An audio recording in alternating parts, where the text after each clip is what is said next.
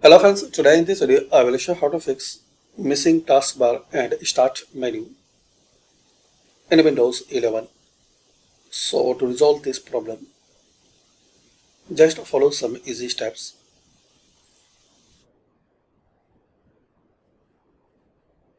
Click on Start, search CMD, right click on Command Prompt, run as administrator.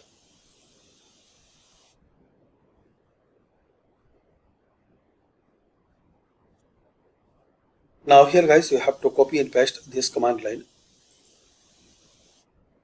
I will give in description.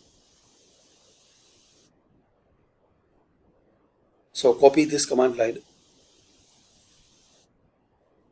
right click this top bar, edit and paste, press enter. Your system will be restart. Hopefully after restart you can fix and resolve taskbar and start menu not working or missing in Windows 11.